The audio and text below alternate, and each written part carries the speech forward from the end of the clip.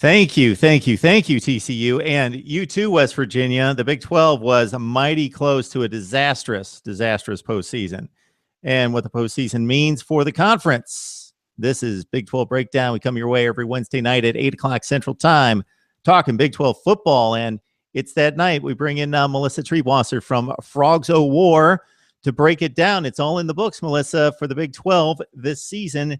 3 wins, 4 losses, postseason play. It can be spun either way. Obviously, you're all smiles after that unbelievable game that I gave TCU this much respect, Melissa. I had to watch some TV with my daughter. We got this thing about Grey's Anatomy, or at least she does, and I kind of just play along. So there's a lot of DVRing of football games on Saturday night late. So 31-0, but I'm going to DVR the end because I don't know what's going to happen here. So I'm still going to DVR it. So I gave you that much respect that I DVR'd even at 31-0, but that was crazy. It was unlike anything I've ever experienced. Walking back from the stadium to the hotel, it was pouring rain. There were 45,000 Frog fans just invading the streets of San Antonio. And every person that I stopped to talk to about it, everyone said, man, like this is right up there with the Rose Bowl. And as special and unique of an experience the Rose Bowl is, and it's my best sports memory ever for sure. And I don't know that anything could top it. There's still something so amazing about having everything go wrong, playing 30 freshmen throughout the season, having our quarterback arrested 2 days before the game.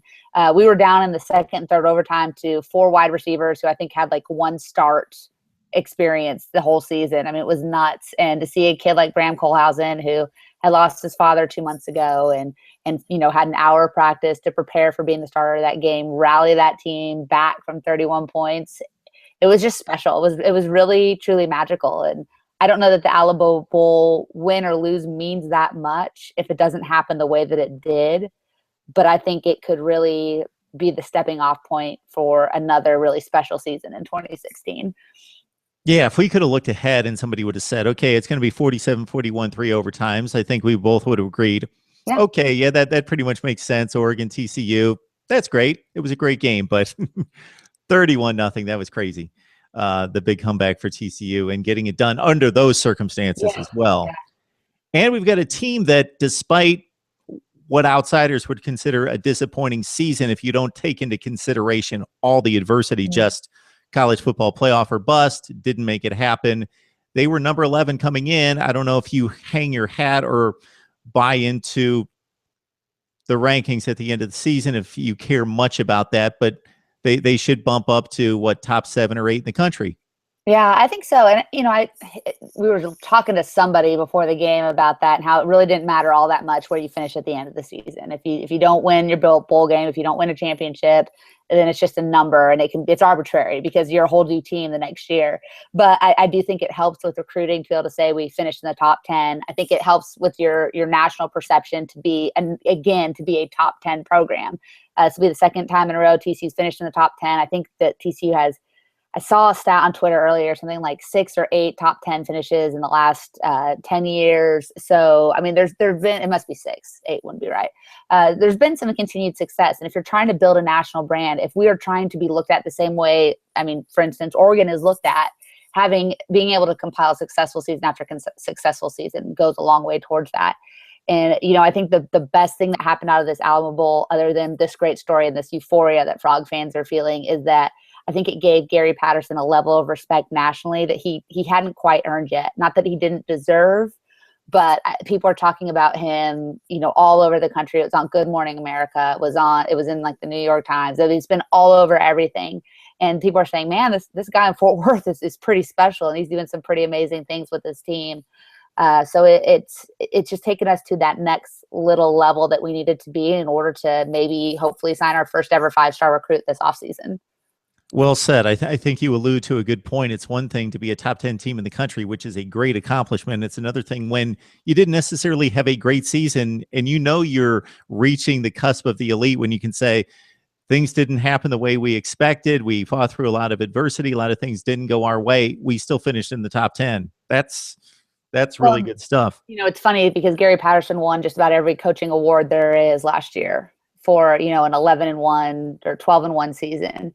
This year, he didn't win any. And I don't think I've heard anybody say anything other than the fact that this wasn't his best coaching job ever.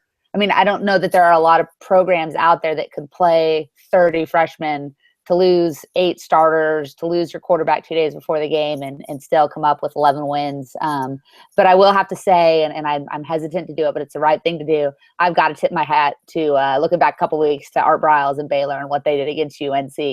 And that's that same kind of thing. Like, I may not like Baylor at all, and I may not be a huge Art Briles fan, but I think all of us in the Big 12 just kind of went, man, these guys are not going away. What he did, what he pulled out of his hat for that game was really, really special and spectacular. And to have Art Briles down as an offensive genius at Baylor, to have Gary Patterson, who's made some of the best halftime adjustments in the country over the second half of this season at TCU, it bodes well for both fan bases for this rivalry to stay feisty for a good long time.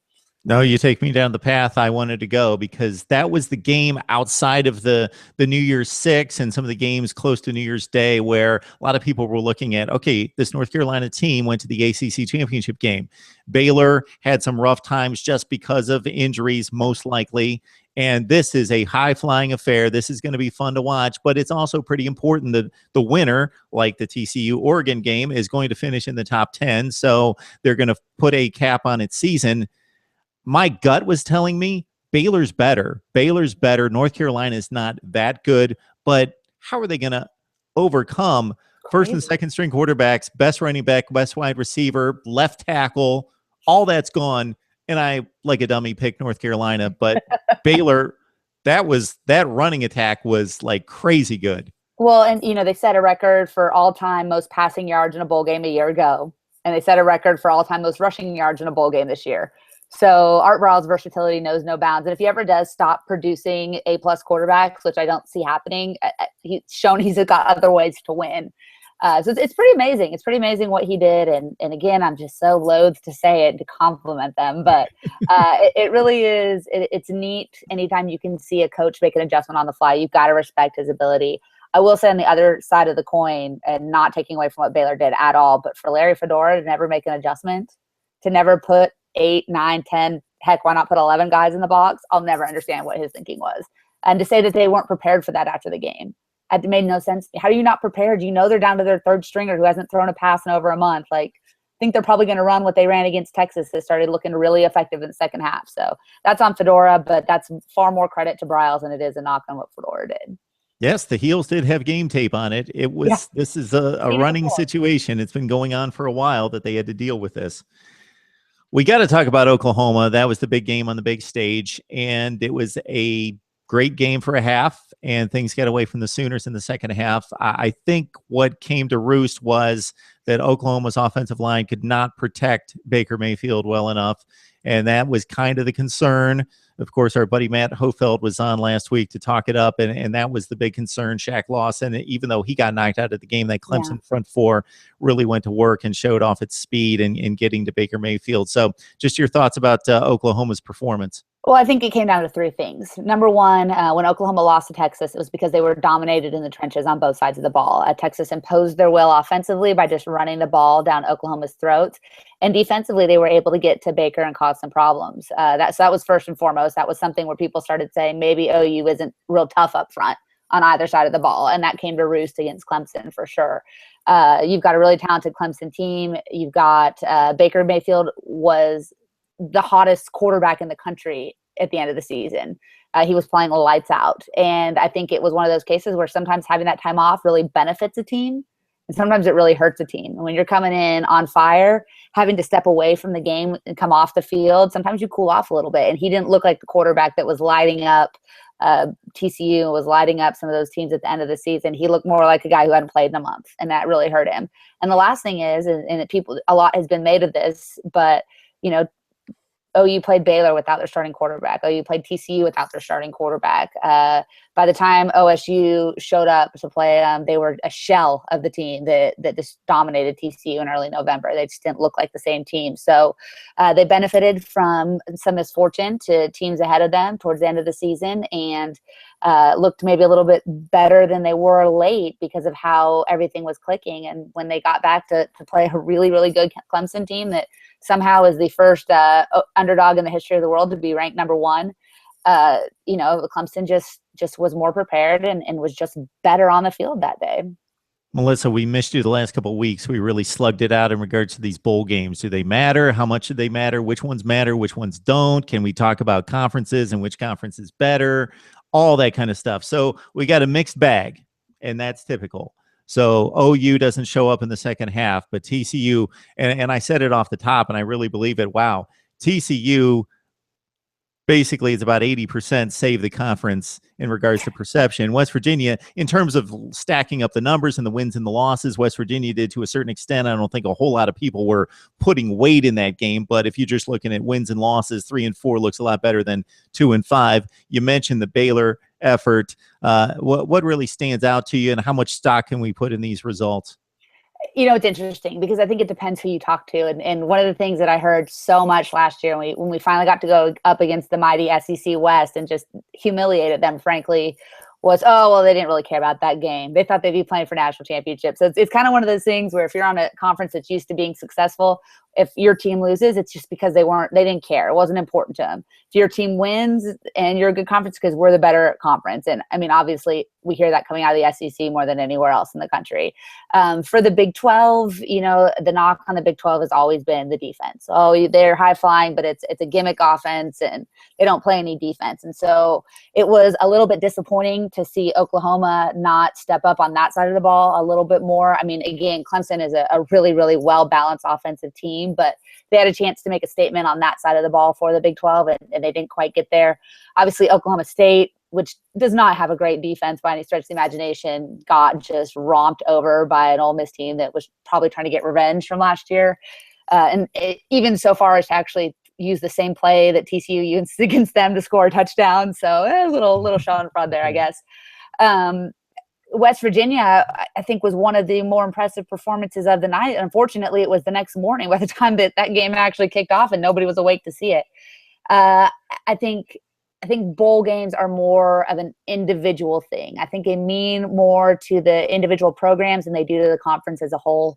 There's a million things that go into them, especially when you have the long layoff. And so I don't know that it matters for the Big 12, and I don't know that it matters for TCU or Baylor even, because at this point, I think we've shown that if those teams don't go undefeated or close to it, or someone else ahead of them doesn't fall, they're not getting in anyways. So I don't think the playoff committee next year is going to be looking back, well, the Big 12 was 3 and 4 in the bowl. They're not quite as good as the Pac-12 or the ACC, whoever else. It's going to matter who's playing the best when, but this could be a really positive jumping off point for Baylor, for TCU, for West Virginia on the recruiting trail. And it may hurt Oklahoma State a little bit. It's not going to hurt OU at all. They were still there. They can still say they were in the Final Four. Yeah, and Oklahoma played well for a half. It was a game, and it was still a game with about, 10 or 12 minutes left. Early fourth quarter, got away from them. Oklahoma State seemed to be the black eye on the conference just because it was still a major game being in the Sugar Bowl, and that was really out of hand in a hurry in that one. But again, Baylor and TCU especially, I think, really stepped up, in West Virginia with a good effort against a like-seeded team in another conference in Arizona State, a team that has athletes and does a decent job. The Texas Tech performance, I don't think, really surprised many. And really, that was like a 27-20 game, something in that range. That unlucky interception at the goal line. If that is a touchdown and not a pick, this might be a different game. I think they really acquitted themselves well. I mean, I think everyone thought Leonard Fournette was going to dominate. And while he did have an exceptional game, I was really, really excited about what Tech did in that game. Pat Mahomes looked healthy. That was one of those instances where the layoff really helped the team. So they've got a little momentum going into next season. And I don't have any problem with what they did at all against LSU when most people picked them to get destroyed. And some people could pick on Kansas State, but Kansas State did absolutely nothing against any quality teams in the Big 12. So it's no surprise that they're going to go against Arkansas. And actually, again, it was like 28-23 sometime in the fourth quarter, and then it got away from them as well. So 2 things I'm going to hit you with, Melissa, before I let you go. One being the Doug Meacham situation at TCU, which may only be a good situation with Doug Meacham staying at TCU. So give us what you got. Well, as of whenever I signed on with you, the last news that I'd heard is that he had turned it down. Now, again, there's no official announcement coming from TCU. There's been no word from A&M. There's been no word for Doug Meacham. So we're just kind of on the rumor trail and the always reliable sources. But I would say one of the guys who covers TCU pretty closely and is generally pretty accurate did say that Meacham has no interest in the job and that it was nonsense that A&M was saying he was all but there. I will say this, if he indeed is staying as a part of the TCU staff or at least turns down A&M, it'll be the craziest thing I've ever experienced as a TCU fan to see Sonny Cumbie turn down UT for a promotion and Doug Meacham turn down A&M for a promotion to stay in Fort Worth. It says a lot about the program. I think it says a lot about Gary Patterson and Chris Del Conte and Victor Bashini, our chancellor and our athletic director, respectively. What those guys are building in Fort Worth obviously is special, and they're not the only ones that think it, because these are two guys that could pretty much go anywhere they wanted right now and have decided to stay on as not only just offensive coordinators, but co-offensive coordinators. That says a lot about them too, and their working relationship and I guess their humility on a bigger scale. So we'll see. I mean, there's no guarantee. I think Cumbie is here for the foreseeable future, whether that's a season, 2 seasons, or whatever. Meacham still seems interested in getting out and running his own program, which I completely and totally respect. He's a little bit older than Cumbie. I think he's in his early 50s, so time is a little more of the essence for him than it is for Sonny. But it appears for the time being he likes where he's at, and I think they all believe that TCU is set up to maybe make another run in 2016. Yeah, the power structure in the Big 12 and specifically there in Texas has certainly swung TCU and Baylor's way. Yeah, it's weird, isn't it? Yeah, we got Alabama and Clemson. I know they're completely out of the conference. Do you have any thoughts about who you expect to win, who you would like to win? I mean, I expect Alabama to win because that looked like a professional team out there against Michigan State. I thought Michigan State was going to pull it off. And then after the first 10 minutes of this being a slugfest, I knew that Alabama was just wearing them down. I mean, they've done this most of the season, is that they might play a team that doesn't deserve to be there close, but then the sheer volume of size and the power and the game plan just wears the opponents down. What's going to be really interesting to me in this game is how long of a leash does Lane Kiffin have?